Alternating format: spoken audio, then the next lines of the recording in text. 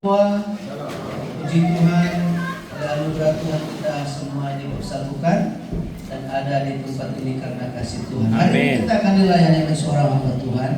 Nanti hamba Tuhan ini akan memperkenalkan dirinya dan kita mengucap syukur Tuhan mengirimkan hambanya yang melayani pekerjaan Tuhan.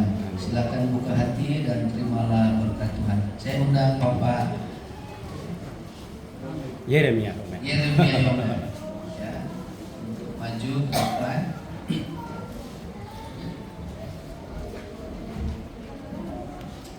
Silakan. Shalom. Shalom, apa kabar semuanya? Luar biasa atau biasa di luar? Luar biasa dan biasa di luar juga ya. Kalau di dalam terus bisa stres, betul nggak? Karena waktu masa COVID banyak orang yang stres karena di dalam rumah terus ya. Terima kasih juga untuk Bapak dan Ibu Gembala yang luar biasa sudah memberikan kesempatan kepada saya untuk memberitakan kabar baik pada pagi hari ini. Saya sangat senang sekali kalau saya ada di Pekanbaru di Riau ya. Ini satu pertama kali lah saya datang ke Riau ya.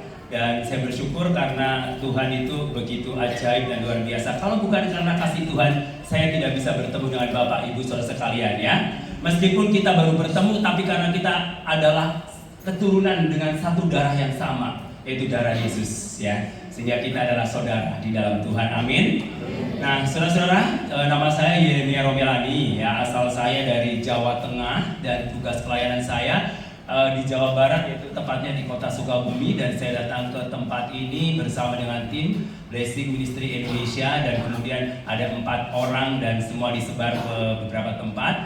Ada yang di Pekanbaru, kemudian 2 di Gunung Mulia dan Gunung Sari ya. Dan saya juga tadi malam beres KKR Youth dan pagi-pagi tadi subuh berangkat ke tempat ini. Dan saya percaya karena roh yang penuh dengan sukacita kami ada di tempat ini. Kalau enaknya sih tidur ya, karena nggak tidur, karena mungkin di tempat yang baru kadang-kadang susah tidur ya. Nah, saudaraku yang terkasih dalam nama Tuhan Yesus Kristus, anak saya 1 dan anak saya sedang menjalani kuliah, sudah semester 7, sedang susun skripsi di Universitas Brawijaya jurusan arsitek, dan kemudian istri saya cuma 1 ya. Dan hanya 1. Kalau istri saya 2 pasti aku nggak di sini ya. Pasti Pak Gembala nggak boleh saya khotbah di sini kalau istrinya 2. Karena yaitulah uniknya di dalam Tuhan Yesus Kristus, 1 untuk selamanya ya. Makanya saudaraku nggak boleh ada yang lain. Bersyukur kalau saudara. Makanya Tuhan katakan kenapa anak-anak muda kita yang belum menikah dikatakan jangan berpasangan dengan orang yang tidak seiman, saudaraku. Kalau yang tidak seiman, istrinya boleh lebih dari 1, bahkan ada yang 4. Saya pernah bertemu dengan satu anak ya, satu bapak. Dia cerita kepada saya, istrinya berapa? Dia bilang di Sukabumi 1, di Jakarta 3, di Makassar 3. Terus bapak mau nikah lagi juga? Iya katanya, mau 9 katanya. Waduh, saudaraku, jangan sampai di antara kita jadi istri yang ke-9 ya. Tapi saya percaya anak-anak Tuhan tempat ini ya, kalau kita tunduk pada otoritas Tuhan, istri kita 1, suami kita 1 dan 1 untuk selamanya. Seperti Tuhan Yesus Kristus, 1 untuk selamanya, 1 untuk kita semua. Bukan hanya untuk suku Manado atau Minahasa, bukan hanya suku Jawa atau Nias atau Papua atau Flores, tapi Yesus lahir 1 untuk semua bangsa. Amin. Haleluya. Betapa malangnya jikalau Yesus Kristus datang itu hanya untuk sukunya Pak John Kumbo, orang Manado, ya kan? Nah, saya orang Jawa. Waduh, nggak bisa terima Tuhan Yesus Kristus. Sudah hitam, jelek, hidup lagi. Terus nggak terima Tuhan Yesus Kristus. Setiap orang yang tidak menerima Kristus sebagai Tuhan dan Juru Selamat pribadi pasti akan binasa. Dan saya bersyukur tahun 1988 saya berjumpa dengan Kristus secara pribadi. Waktu itu saya SMA kelas 2 ya. Karena background keluarga saya itu bukan background yang dilahirkan dari keluarga Kristen, tidak ya saudaraku, tapi sejak dari dalam kandungan saya sudah dipilih oleh Tuhan. Sehingga ketika saya mendengarkan Injil, kadang-kadang tidak suka dengan Injil saya ya.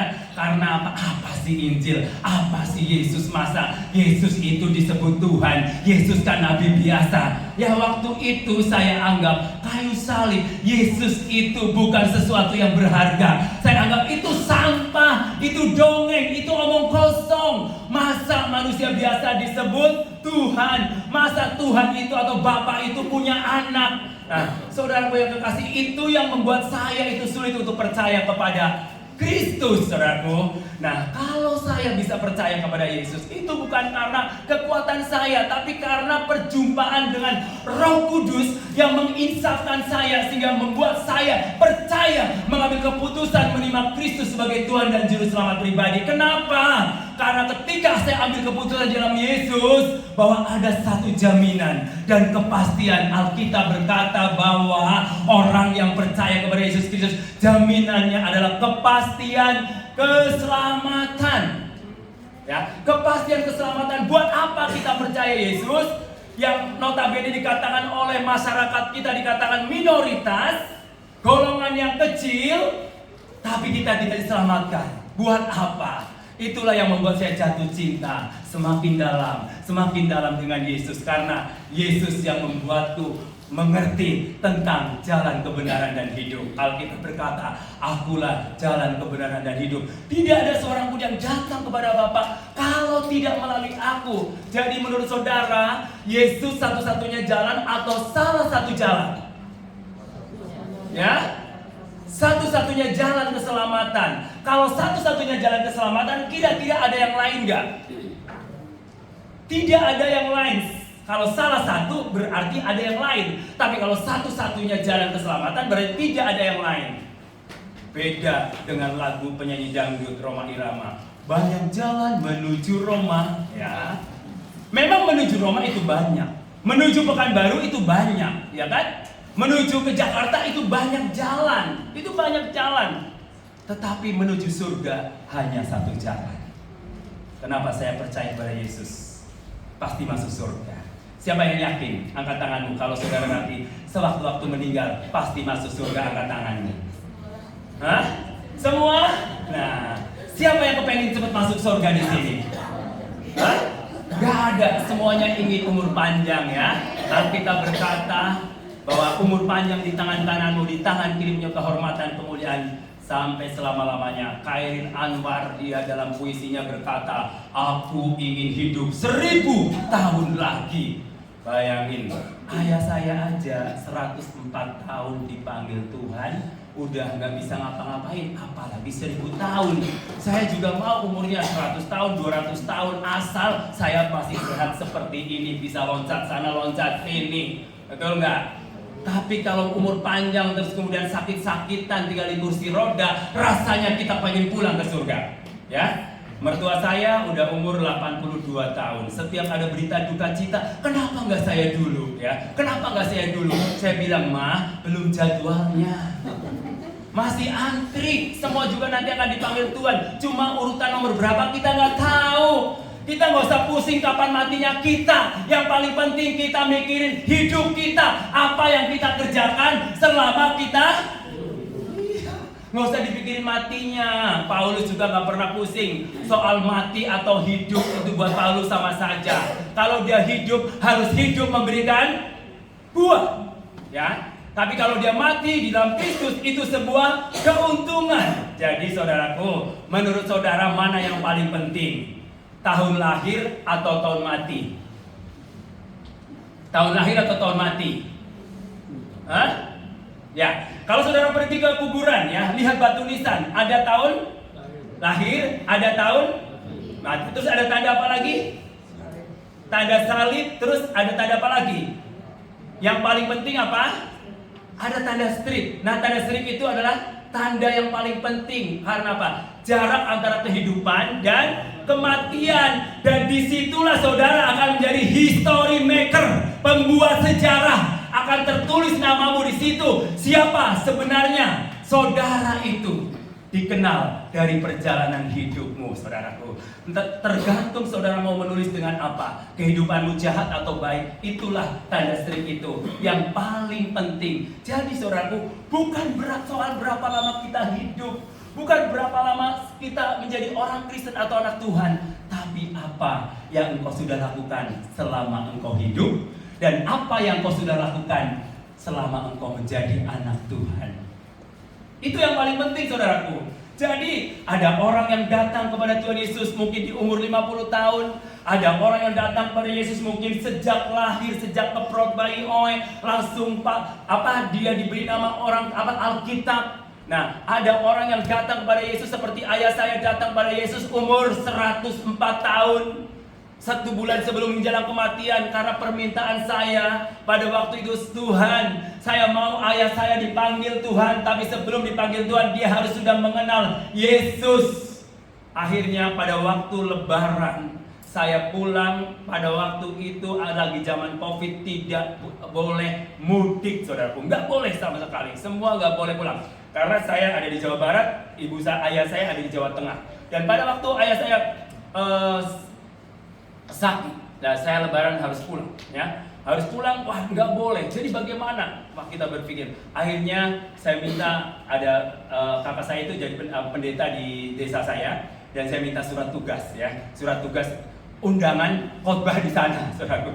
Biar nanti kalau ada pemeriksaan kita bisa lolos. Nah, saudaraku, pada waktu itu pas hari H Idul Fitri, saya ke Jawa Tengah dan menuju ke kampung. Saya berdoa sama Tuhan, saya pergi jam 4:30 pagi karena pasti orang lagi sibuk nyiapin acara, ya kan, acara mereka. Dan kemudian pas banyak perjalanan saya tidak ada yang cegat dan lolos sampai di tempat tujuan, saudaraku. Dan itu mobil hanya satu saya nyetir, dari depan juga gak ada yang berpapasan. Jadi waktu yang biasa ditempuh dengan 12 jam saya tempuh dengan 6,5 jam. Udah seperti jalan tol, karena cuma saya doang, ya kan, saya saja yang. Tapi saudaraku, begitu sampai saya doakan bapak saya, dan akhirnya bapak saya terima Tuhan Yesus Kristus. Terus kemudian pada bulan berikutnya ayah saya meninggal, dan meninggal jadi rebutan lah, karena keluarga saya ada yang non, ada yang ini, jadi rebutan. Dia bilang yang dari Papua pokoknya kuburnya secara ini, yang gak boleh secara Kristen. Saya bilang ya gak apa-apa, ngapain sudah jadi mayat atau diributin, ya kan? Yang paling penting yang pada waktu masih hidup. Makanya kalau saudara mau melayani orang tuamu, jangan nanti sudah mati kuar-kuar nangis guling-guling. Udah nggak ada waktunya, udah nggak ada hubungannya. Pada waktu masih hidup saudara selayani dengan baik orang tuamu, ya. Jangan orang tuamu sia-siakan, karena dialah orang tua yang diutus oleh Tuhan di tengah-tengah saudara, sehingga saudara ada sampai hari ini karena didikan dan jasa daripada orang tuamu. Nah, saudara-saudara yang kasih dalam Tuhan Yesus Kristus, mari kita akan buka Alkitab kita, yaitu di dalam Matius 22, dan topik pembicaraan kebenaran firman Tuhan hari ini adalah tentang love God, love people, ya. Saya ingin bicara tentang bagaimana kekristenan itu di dalam hidup kita.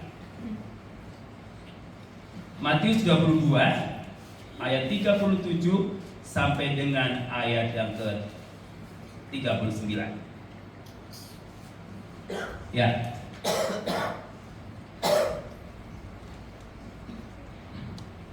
Oke, semua sudah dapat?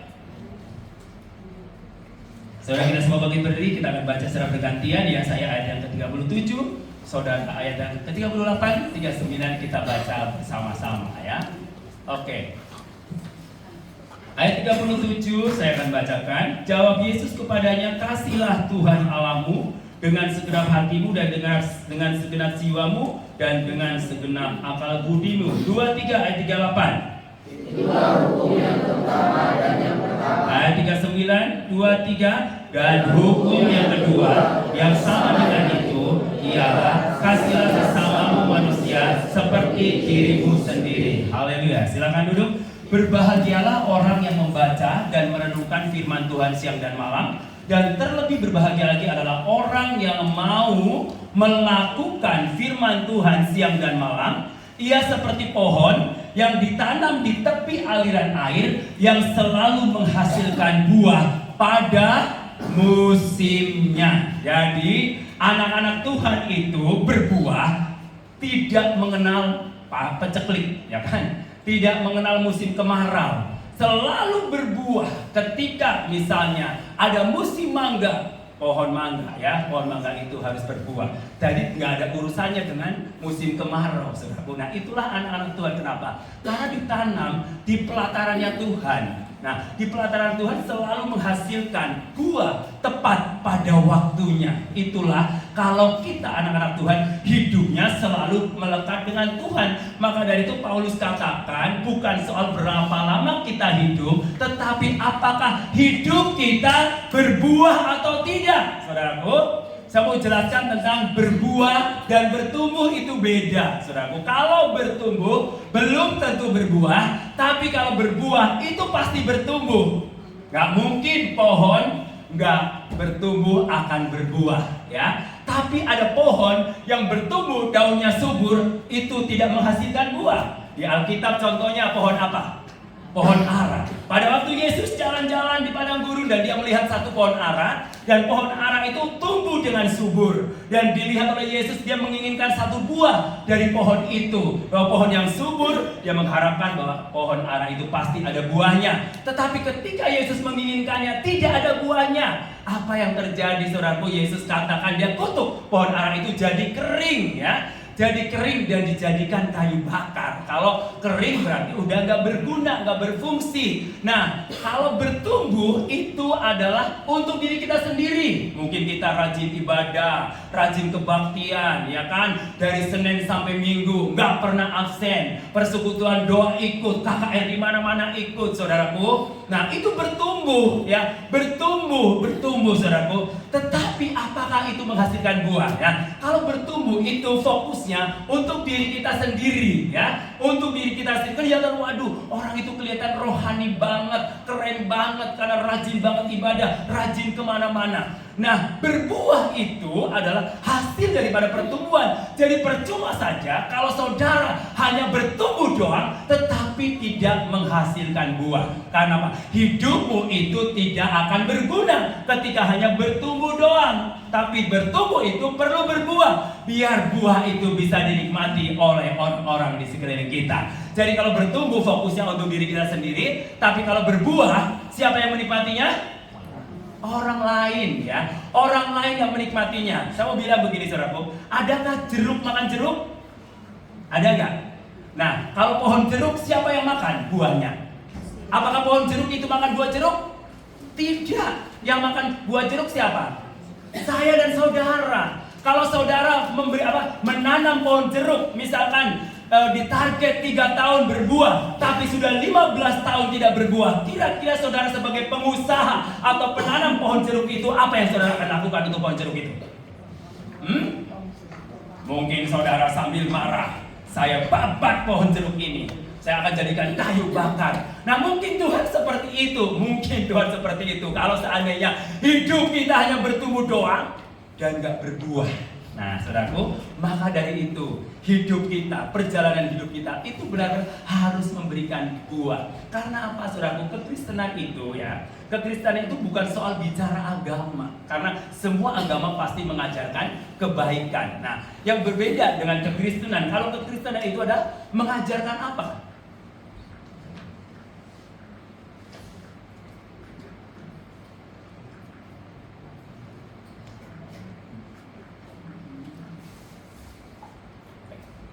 Ya, yang pertama, saudaraku, bahwa di dalam hukum yang pertama ini, yaitu Matius 22 ayat 37 sampai 39, itu membahas tentang hukum Taurat. Kenapa sampai di dalam Matius ini berkata seperti ini? Karena apa, saudaraku? Hukum Taurat itu hanya dirangkum dari dua kalimat di dalam Matius. Jadi seluruh hukum Taurat, ya, saudara kan tahu 10 isi hukum Taurat, ya, di dalam kitab Kejadian, ya, sampai Ulangan itu di situ berbicara tentang Taurat, makanya disebut kitab Taurat.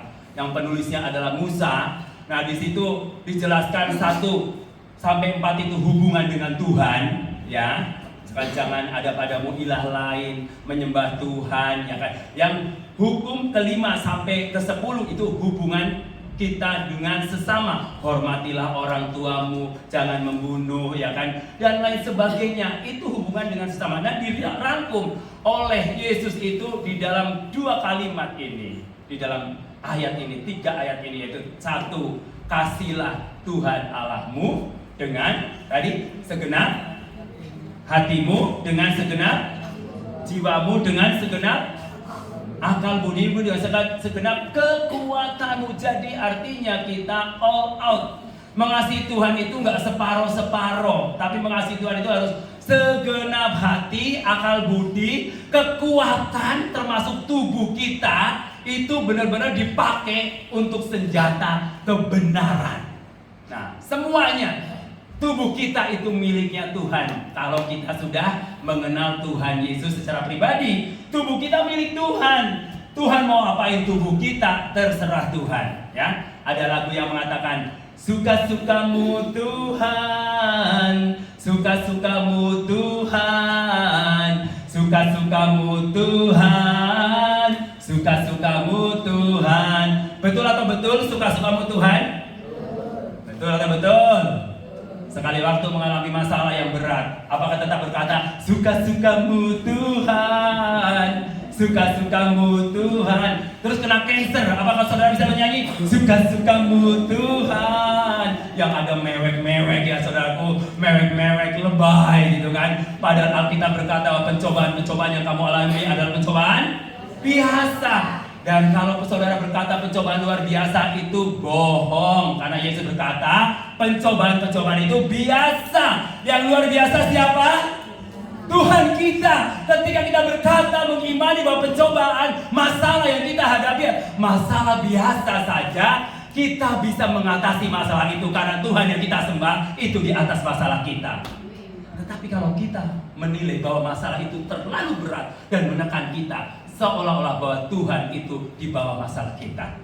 Dan iman kita mengatakan bahwa masalah itu di bawah kendali kita dan di bawah Tuhan kita. Karena Tuhan kita di atas masalah.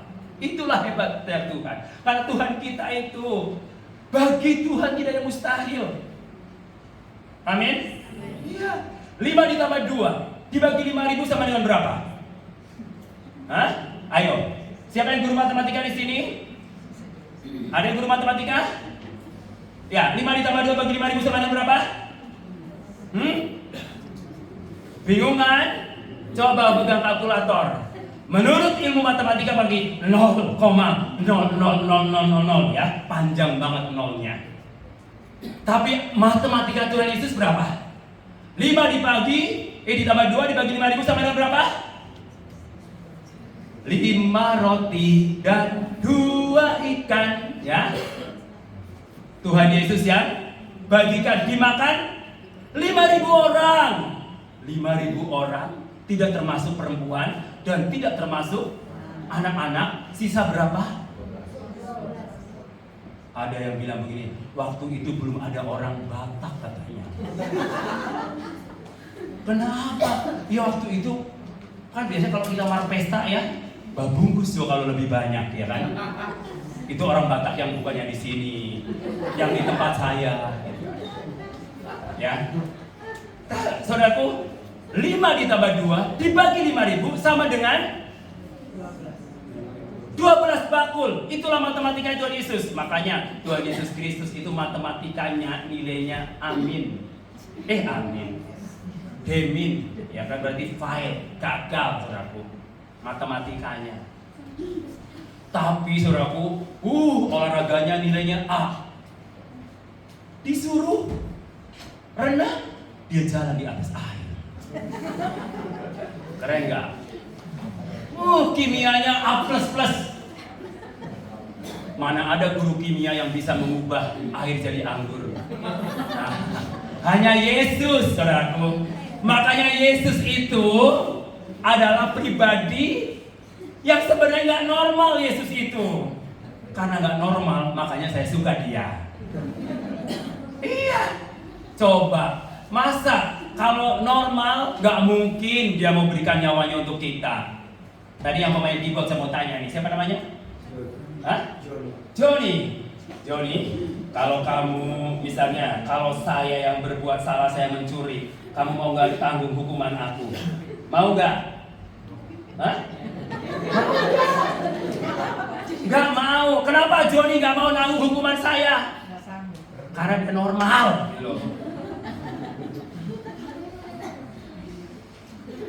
Ya normal, ya kan? pada intinya kalau kita melakukan kesalahan, nggak ada orang lain yang mau tanggung kesalahan kita. Meskipun itu istri kita atau suami kita atau anak-anak kita, belum tentu. Kalau kita lihat sekarang ada anak yang masukin penjara ibunya gara-gara warisan, ya kan? Boro-boro mau menyerahkan nyawanya untuk menanggung kesalahan orang lain. Ada yang di sini kalau pacarmu berbuat salah yang masih muda, hai anak muda yang masih muda yang punya pacar, kemudian pacarnya melakukan kesalahan karena jatuh cintanya setengah mati, engkau rela memberikan nyawanya untuk pacarmu? Tidak, berarti kamu normal. Ya. Nah, Yesus yang dia tidak melakukan kesalahan, dia tidak berbuat jahat, dia tidak berbuat dosa, padahal saya dan saudara yang berbuat dosa, yang jahat, yang musuhin Tuhan. Tapi ketika kita jatuh dalam dosa dan Tuhan datang dan bahkan rela memberikan nyawanya untuk saya dan saudara, padahal kesalahannya adalah yang dibuat oleh kita. Itulah Yesus. Dia rela memberikan nyawanya, kasih yang tanpa batas, kasih yang tanpa pamrih, kasih yang tidak pernah mengingat kesalahan kita. Ada lagu yang mana nih? Sejauh timur dari barat engkau membuang dosaku, tiada kau ingat lagi. Apa? Nah, kalau seandainya saudara ini ada temanmu atau temanmu pernah bersalah sama kamu, sama saudara, kira-kira ingat-ingat nggak kesalahannya? Hah? Nyanyi lagu itu, ya? Nah, ingat nggak? Ingat, berarti kamu normal karena ingat, ya. Yesus nggak ingat kesalahan yang dilakukan oleh saudara dan saya. Bahkan Yesus mengajarkan kepada kita apa, saudaraku? Kasih. Kasih menurut Yesus apa? Berkatilah musuh. Bisa nggak berkati musuh? Kira-kira bisa nggak? Hah? Oh bisa Pak Pendeta, saya bisa. Pak, saya nggak mau ikut persekutuan ini karena ada dia, Pak. Aku udah mengampuni sih, tapi saya nggak mau ketemu sama dia. Kira-kira sudah mengampuni belum? Hah? Ya? Banyak anak Tuhan begitu, ya kan? Banyak, aduh Pak, saya belum mau ke gereja. Saya takut ketemu dia. Aku udah mengampuni. Mengampuni itu berarti melupakan, tidak mengingat-ingat kesalahan dia lagi. Jadi dia bisa menerima kita, kita bisa menerima dia apa adanya. Itu mengampuni. Nah, anak-anak Tuhan itu kalau benar-benar mengasihi Tuhan dengan segenap hati kita, kekuatan kita, akal budi kita, ya. Nah, kita bisa berdoa untuk musuh kita. Kalau saya misalkan nih, istri, bisa nggak doain selingkuhan suamimu?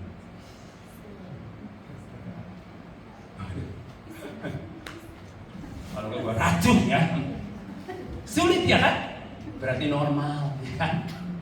Tapi Yesus mengajarkan begitu. Kasihlah musuhmu, berkatilah musuhmu. Makanya pada waktu saya pergi menginjil kepada salah satu orang non-Kristen, saya datang. Dia bilang begini, saudara, saya nggak mau jadi orang Kristen. Kenapa? Kalah katanya. Kalahan lah, elehan. Kalau orang sudah bilang elehan, nggak tahu orang Rio bilang apa nggak tahu ya. Kalau bahasa itu, pokoknya kalahan lah. Nggak mau jadi orang Kristen. Kenapa? Masa ditampar pipi kiri, berikan pipi kanan. Kalau dicium pipi kiri, boleh pipi kanan ya kan? Ditampar pipi kiri, masa berikan pipi kanan? Saya tanya sama teman-teman saya di Manado, kalau kamu ditampar pipi kiri, oh pelungku, ya kan? Pelungku gantian, artinya apa? Ditonjok gantian ya kan? Itu normalnya. Tapi Yesus mengajarkan yang normal, secara tatanan dunia nggak normal ya. Itulah yang disebut dengan kasih agape ya. Kasih yang melampaui batas pemikiran manusia. Nggak ada di dunia ini kecuali Yesus yang bisa sanggup melakukannya. Tetapi kita anak-anak Tuhan, goal kita adalah apa? Untuk menjadi serupa dengan Dia. Makanya kita berusaha berproses ya, bersama dengan Tuhan untuk melewati setiap persoalan dan gesekan-gesekan di setiap kehidupan sosial kita. Mungkin di sekolah kita, mungkin di pekerjaan kita, mungkin di gereja kita, teman pelayanan kita, saudaraku. Karena tidak semua yang ada dalam gereja ini adalah malaikat, saudaraku. Ya, saya pernah mau sekolah Alkitab, katanya di sekolah Alkitab itu malaikat semua. Ternyata saudaraku, separuhnya iblis, saudaraku ya. Kenapa? Ketika saya masuk ke sana, lebih jahat daripada orang-orang yang di luar sana. Kalau orang luar sana udah kelihatan bahwa dia bukan. Makanya sekolah biar dibentuk, diproses, ya. Iya, contohnya yang simpel aja, ya. Temennya punya pacar, ya. Praktek setahun, akhirnya diambillah sama temennya pacarnya, gitu loh. Ya, itu contoh simpel aja gitu loh, contoh simpel. Sakitnya di mana? Sakitnya di sini lah. Sakitnya di sini ya, saudaraku. Oke, jadi seluruh isi hukum Taurat itu diringkas dalam 2 kalimat, itu kasihlah Tuhan Allahmu, ya, dengan segenap hatimu. Pertama, kasihlah Tuhan Allahmu dengan segenap hatimu, dan yang kedua, kasihlah sesama manusia seperti dirimu sendiri. Jadi yang kedua adalah kekristenan itu bicara apa? Bicara relationship. Ya, mau kembali lagi ya. Kekristenan bicara apa? Relationship.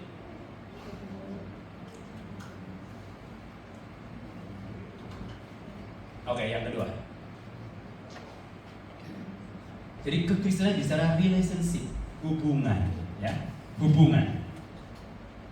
Jadi kalau kamu mengaku anak Tuhan, kamu bilang, aku mengasihi Tuhan, aku cinta Tuhan, aku sungguh-sungguh mengasihi Tuhan. Kalau nyanyi, aku mengasihi Engkau Yesus dengan segenap hatiku.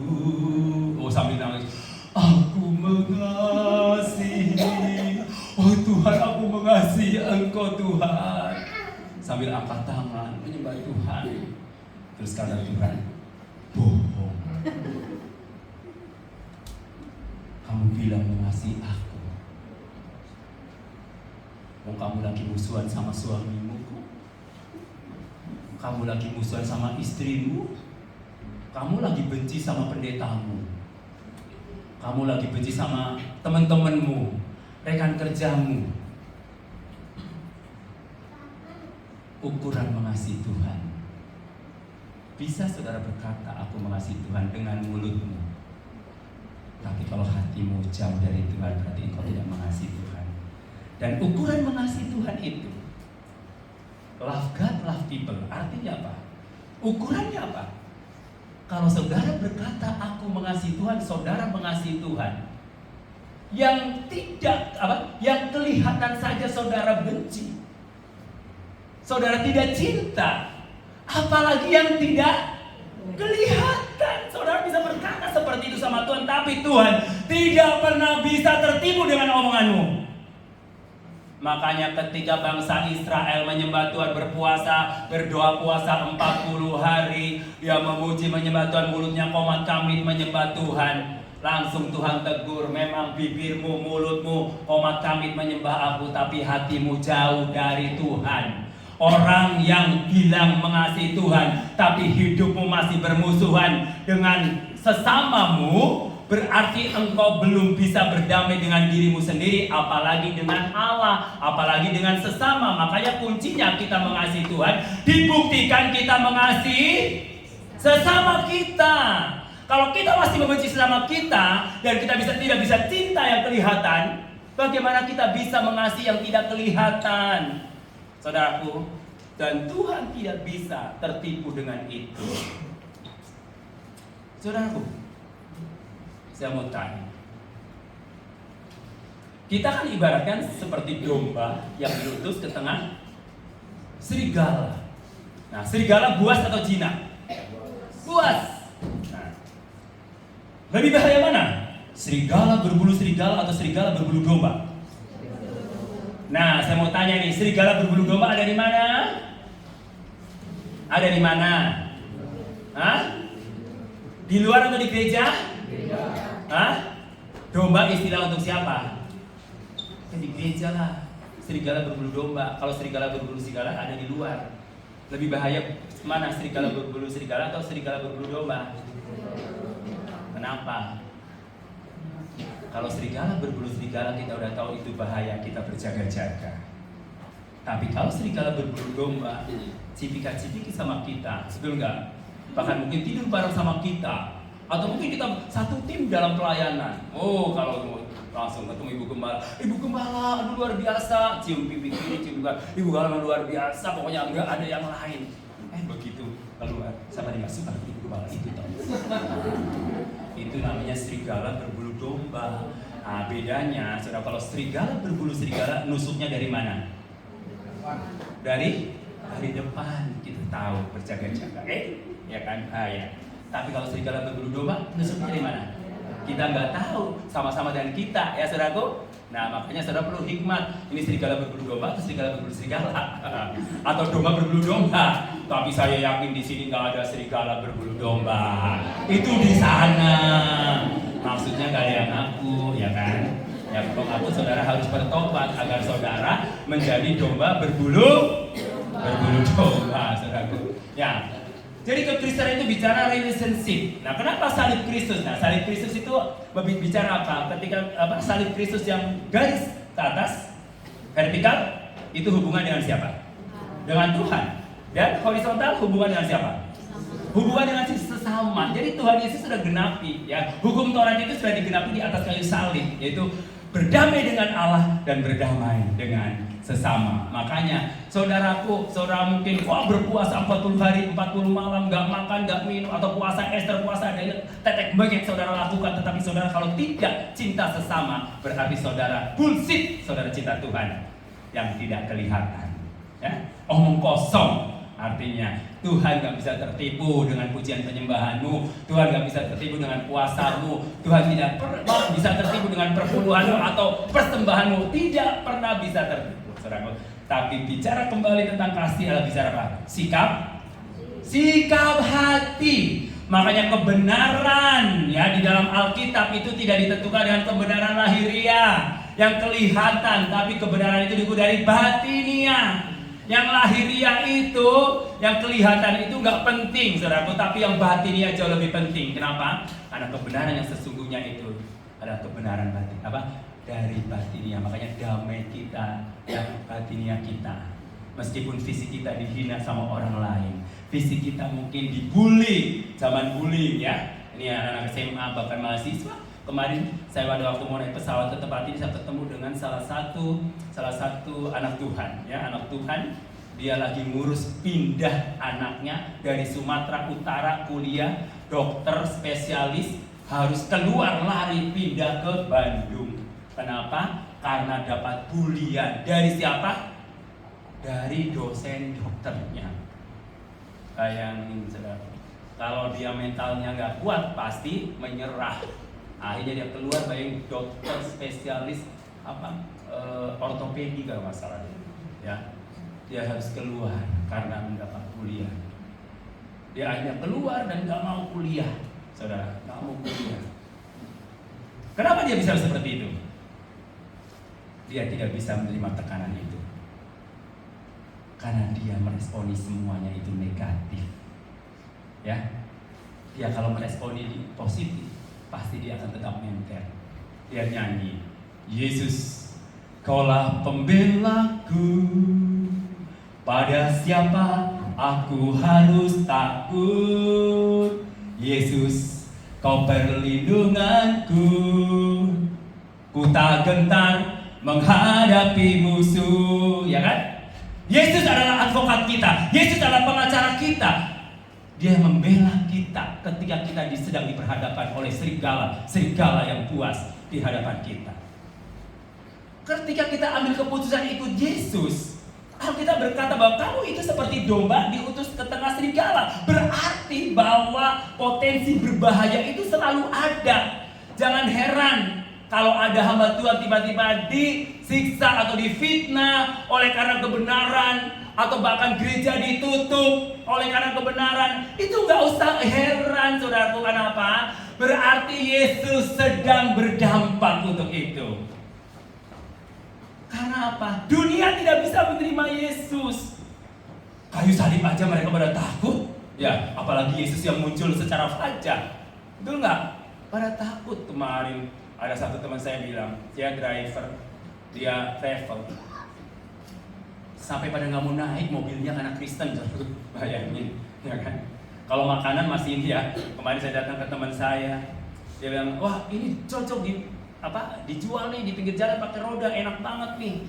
Iya Pak, tapi kan kalau jualannya kalau nggak pakai itu nggak akan laku gitu loh. Kemarin bener di tempat saya itu punya ada satu anak Tuhan yang kerja, dia kan suruh jualan soto. Pas kebetulan hari yang karena dia ada di situ, loh berarti dia bukan ya, pokoknya tau lah ya, berarti dia Kristen. Waduh, jangan belilah makanannya karena apa? Haram nanti ya. Jadi saya bilang bahwa kalau kita tidak punya kasih, pasti kita akan marah. Tapi karena ada kasih Yesus, aku tetap berkata, I love you all. Ya, saya mencintai kamu, saya mengasihi kamu. Makanya kita terus berteman dengan siapapun tanpa memandang agamanya, rasnya. Karena Yesus di dalam pemberitaan kebenaran firman-Nya juga dia tidak pernah memusingkan soal agama. Bahkan dia pernah berkata, jikalau kehidupan agamamu tidak lebih baik daripada ahli Taurat dan orang Farisi, dan semua yang kau lakukan itu semuanya sia-sia. Artinya bahwa saudaraku, bahwa mereka itu begitu taat, orang-orang Farisi, ahli-ahli Taurat itu begitu taat dengan agamanya. Tetapi kalau keagamaan kita tidak lebih baik dari mereka, maka semuanya sia-sia, nggak ada artinya, saudaraku. Makanya bersyukur, karena apa? Kekristenan itu bukan bicara soal agama, tapi kekristenan bicara soal relationship, ya, hubungan, ya. Jadi kalau agama-agama usaha manusia mencari Tuhan, tapi kekristenan tidak. Kekristenan adalah Tuhan mencari. Jadi yang cari kita Tuhan atau kita? Tuhan dulu, ya kan? Dia datang untuk mencari dan menyelamatkan yang hilang. Itulah hebatnya Tuhan kita. Kalau sementara orang lain berusaha untuk mencari Tuhan dari manusia dulu dan cari Tuhan, tapi kalau kita kekristenan itu dari Tuhan, dari surga datang ke dunia mencari saya dan saudara yang terhilang karena dosa. Dan ketika kita meresponinya, dan kita diangkat menjadi anak-anak Allah. Wah, luar biasa ya. Misalnya, tepuk tangan buat Tuhan Yesus Kristus ya. Kita diangkat menjadi anak Allah, berarti jadi ahli warisnya. Ya, ahli warisnya. Saya mau tanya ini ya. Siapa anaknya Ibu Ria, siapa namanya? Ya, Wilson. Kalau kamu diangkat menjadi anak Presiden Jokowi, kita kira-kira bagaimana? Senang nggak? Oh, senang banget ya kan? Kalau diangkat jadi anak Presiden Jokowi, pasti semuanya fasilitas ya, mau bisnis apapun pasti lancar ya kan, nggak ada yang bisa ganggu gugat. Pokoknya semua dipermudah. Baru diangkat jadi anak presiden aja udah seneng banget Wilson ya. Dan masa pemerintahan Presiden Jokowi hanya 10 tahun.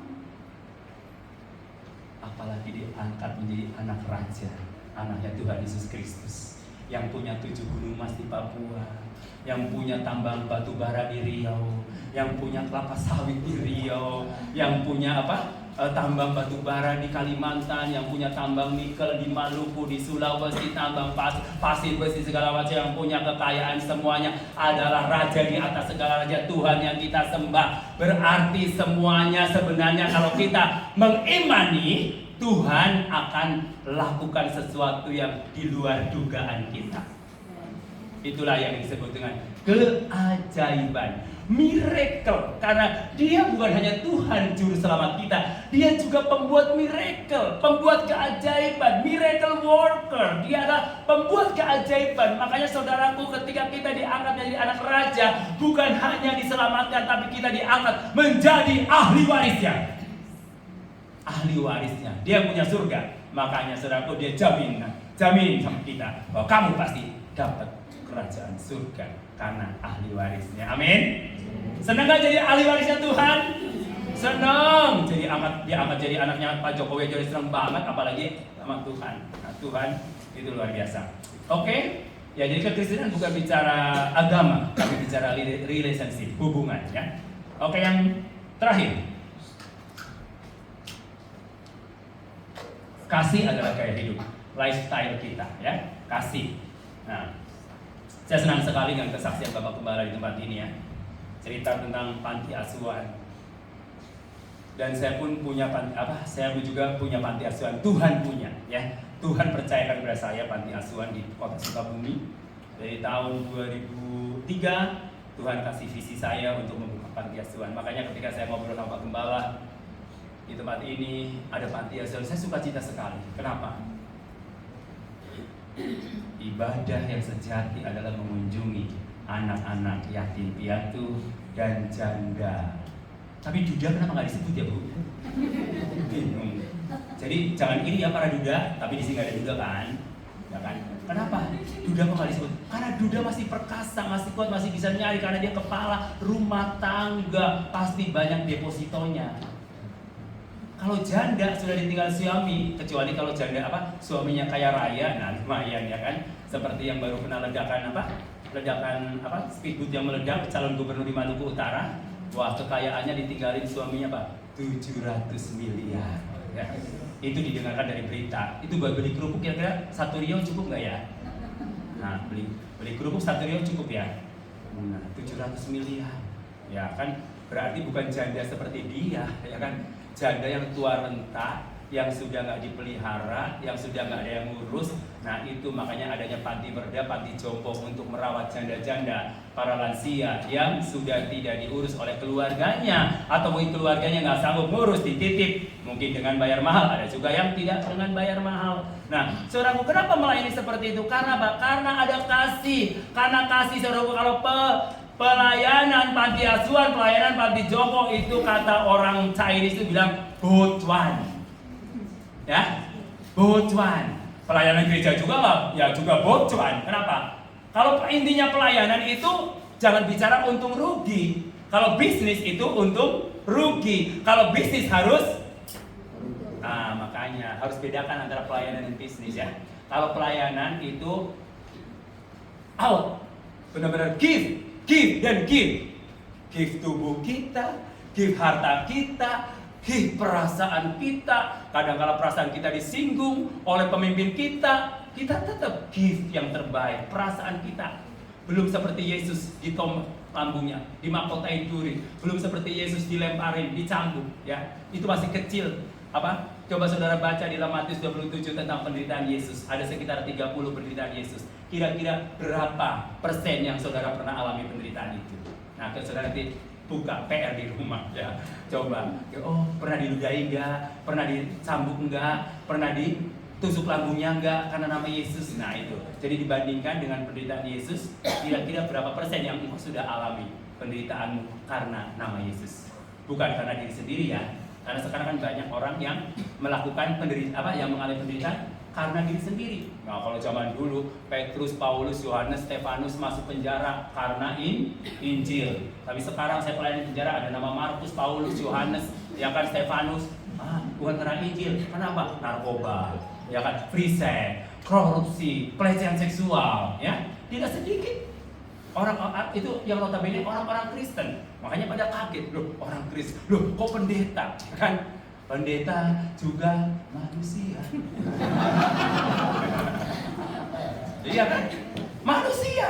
Ada kemungkinan jatuh. Contohnya, ya kan? Banyak tokoh-tokoh Alkitab juga jatuh seperti Daud. Makanya ada cerita, ada pendeta dia naik bus, ya kan? Naik bus, kebetulan ada ibu-ibu cantik di pinggirnya. Ya, kebetulan caranya berliku-liku, ya kan? Akhirnya kadang-kala ibunya tertidur yang cantik. Pak Pendeta ngedok ke Pak Pendeta bilang, jauhkanlah dari pencobaan. Terus belok ke kiri, ngeledot lagi, nempel nih ibu cantik. Bapaknya yang nempel. Jauhkanlah dari pencobaan. Ketiga kali nggak tahan dalam pencobaan, biarlah kehendakmu saja yang jadi. Artinya bahwa setiap manusia itu ada peluang untuk jatuh dalam pencobaan.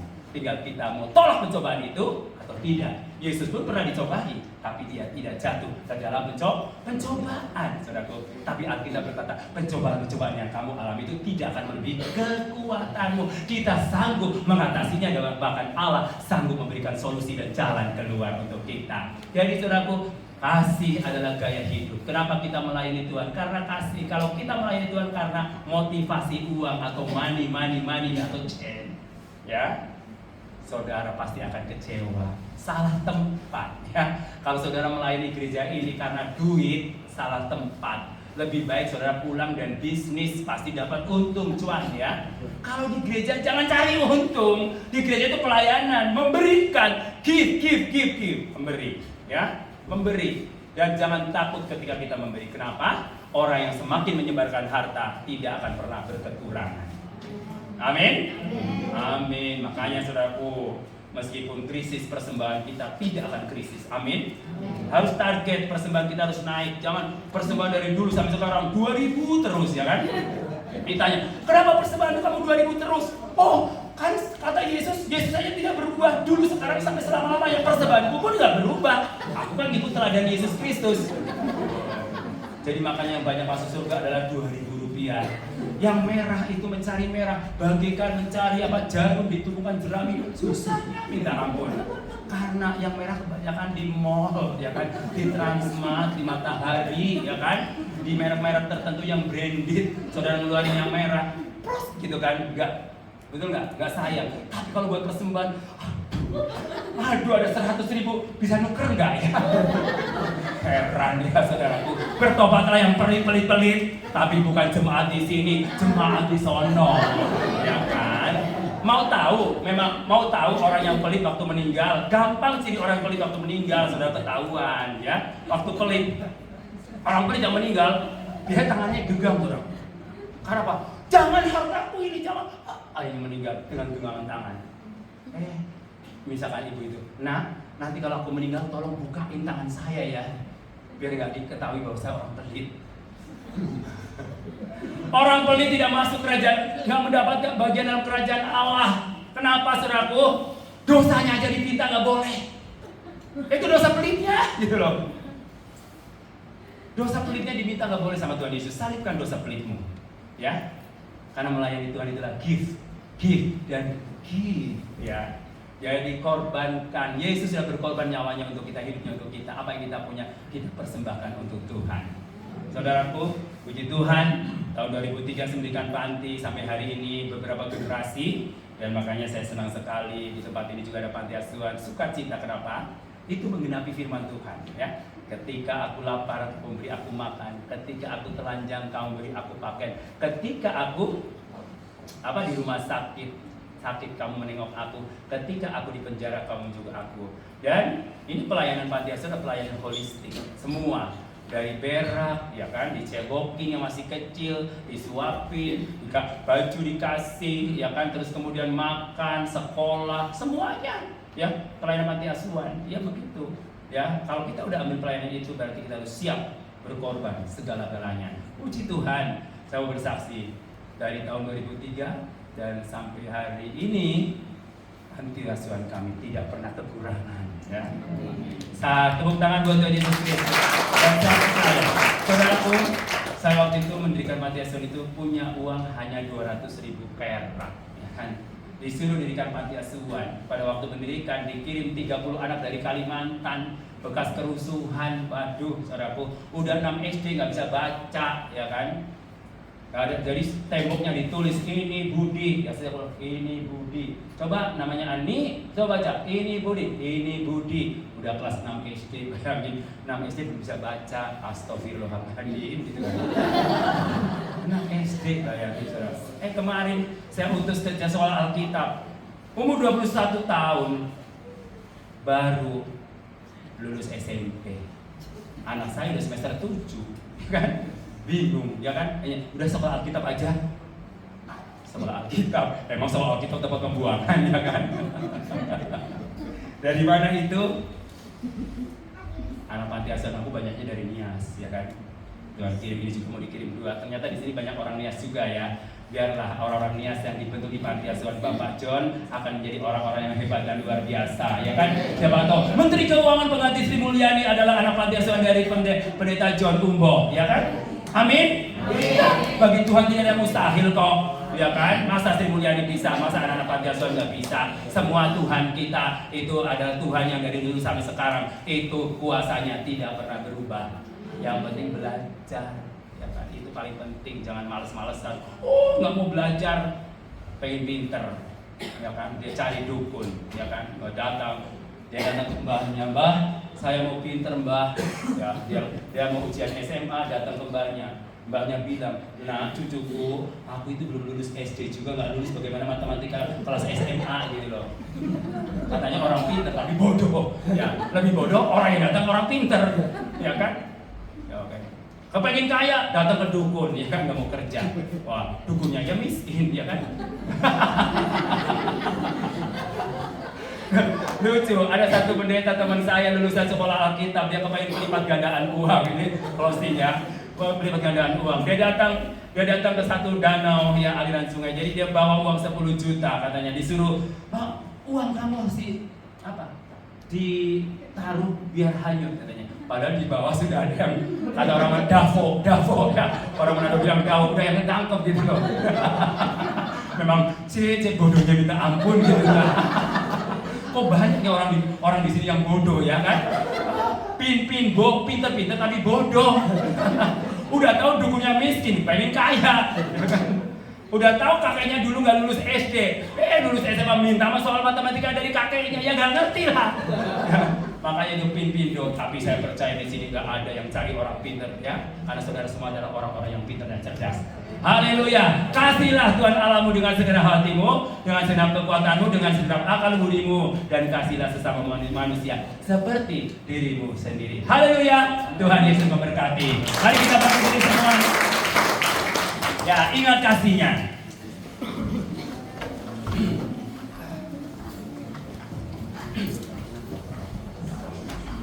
Haleluya.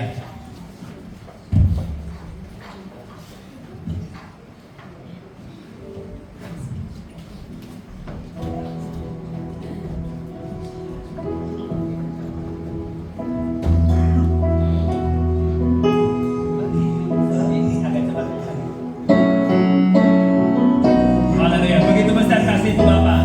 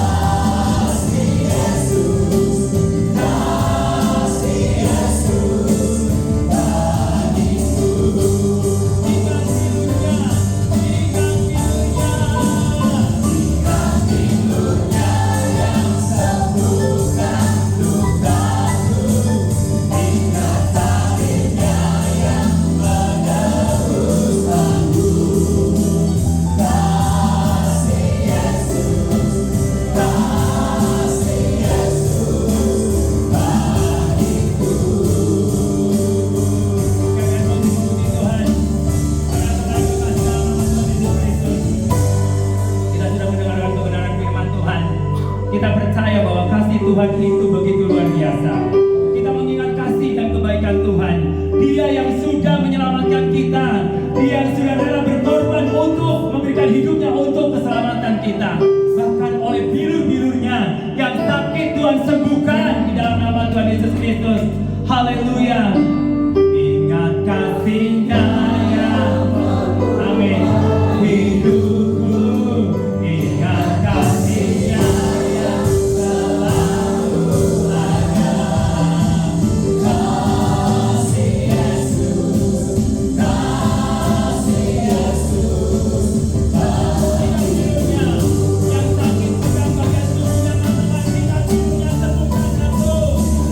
Hidupnya yang sembuhkan lukaku. Ingat salibnya yang menebus aku. Kasih Yesus, kasih Yesus, bagiku. Kasih Yesus, kasih Yesus, kasih Yesus, bagiku.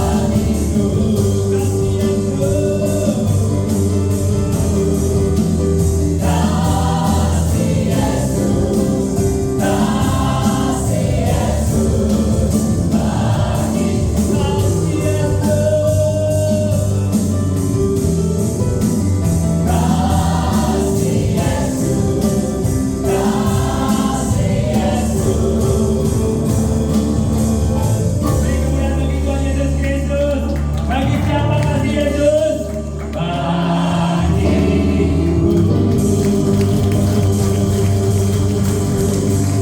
Haleluya. Kasih Yesus bagiku. Kasih Yesus bagiku Tuhan. Salibmu sembuhkan aku. Hidupmu sembuhkan aku Tuhan. Haleluya.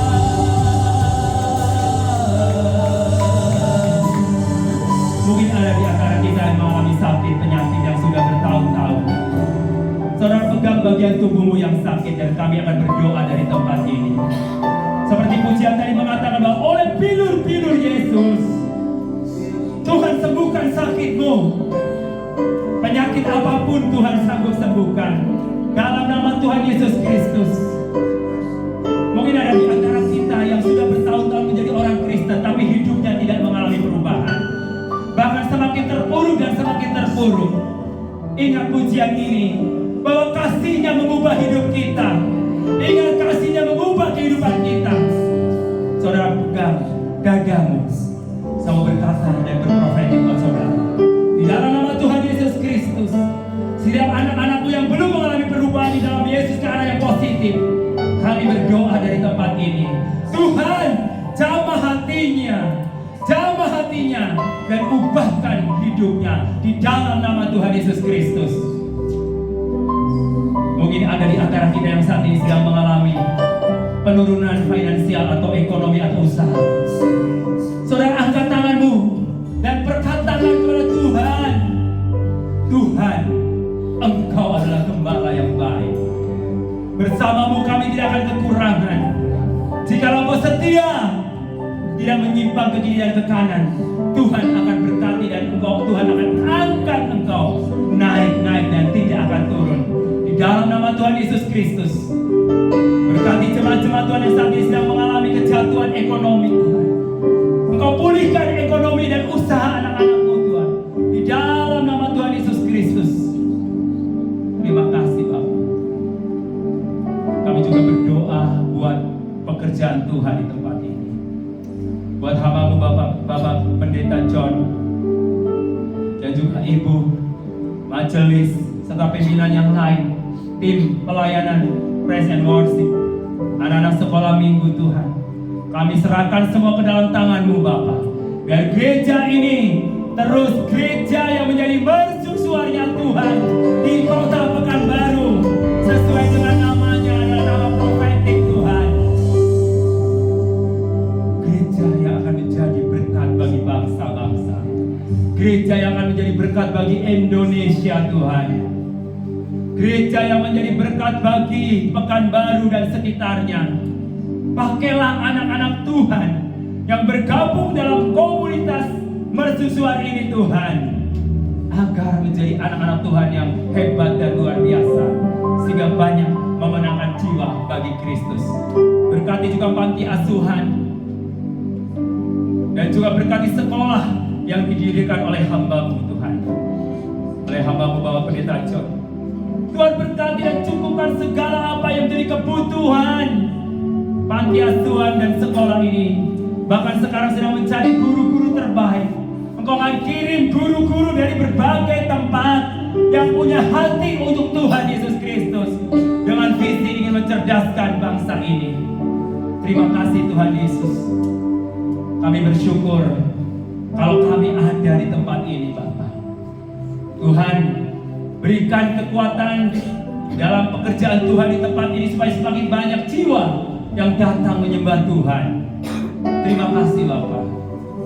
Di tengah-tengah kami ibadah di tempat ini, kami teringat juga bahwa hari ini adalah pelantikan Presiden kami Tuhan yang terpilih, Bapak Prabowo dan juga Gibran. Kami berdoa mereka adalah pemimpin yang ditunjuk oleh Tuhan untuk Indonesia. Siapapun itu, mungkin di antara kami ada yang tidak suka, tapi kami percaya kami harus belajar tunduk pada otoritas pemerintah yang Tuhan pilih. Terima kasih Tuhan Yesus. Berikan jalan yang lancar di dalam nama Yesus Kristus. Terima kasih Bapak. Terima kasih Yesus. Hamba berhenti berbicara melalui kebenaran firman-Mu pada hari ini. Tapi saya percaya Roh Kudus akan terus melanjutkan kebenaran firman ini di dalam kehidupan anak-anak Tuhan di tempat ini, agar firman Allah itu akan menjadi rema dalam setiap kehidupan kami, dan kami mengalami perjumpaan pribadi dengan Tuhan Yesus Kristus. Terima kasih Bapa, di dalam nama Tuhan Yesus Kristus yang sudah disembuhkan, yang sudah diberkati, yang percaya, sama-sama katakan amin. Haleluya. Tuhan Yesus memberkati.